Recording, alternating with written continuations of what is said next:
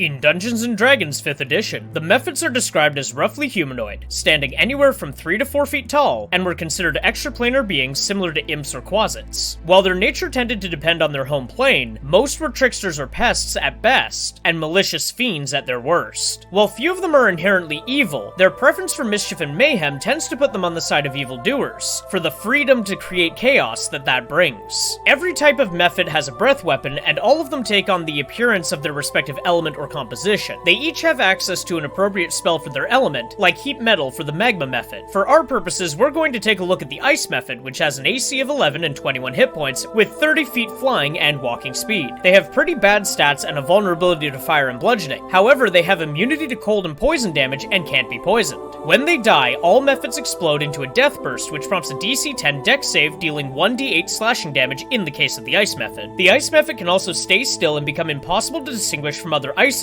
and they can cast Fog Cloud once per day. In combat, they have claws that deal 2 to 5 slashing damage plus 1 to 4 cold damage, and they have a Frost Breath weapon attack that shoots out a 15-foot cone, prompting a dex save that, if failed, causes 2 to 8 cold damage. As a DM, I would have the Mephits as a swarming creature, having multiple of them per player in the party. I would have at least 2 of them on each enemy at all times, clawing at them with advantage, and launching Frost Breath attacks at them whenever they're available. I would have them fighting close up and bunched together as much as possible, as Mephits of the same type will be immune to each other's breath weapons, and can not only overlap damage cones to get more players, but when they die, the explosion might cause a chain reaction that causes the party and the Mephits to all go down. The only difference being that the Mephits will return to their plane of origin. The Mephit was created to be an elemental variant of the Imp, which, as we've discussed before, has its roots in Germanic, Celtic, and Asian mythologies as tiny, fairy-esque tricksters who do everything from play pranks to drown people in swamps. This is likely where the personality traits of the Mephit come from, but the Mephit specifically gets its name from the Latin Mephitis, meaning stench, which is also the name of a minor Samnite goddess of poison vapors, specifically those that come from swamps or volcanoes. Scholars believe that the worship of Mephitis started as her being a spirit or patron of underground sources such as natural spring water, and that the steam and noxious gases in those places quickly became her main domain. Over time, her association with steam and gases led to her being worshipped as a goddess of volcanoes, and statues paying homage to her can be found throughout the ancient world, including the world-famous Pompeii. In comparing the monster to the myth, we find that D&D has taken the name for a minor deity and applied it to a fiend that they had already created, re-skinning the imp to be more elemental, and called it a Mephit to possibly associate it with springs, underground areas, steam, and magma, creating an elemental variant without needing to remake the wheel. Like many other elementals created at the time, the Mephit is an interesting blend of mythology and an already existing creature in D&D.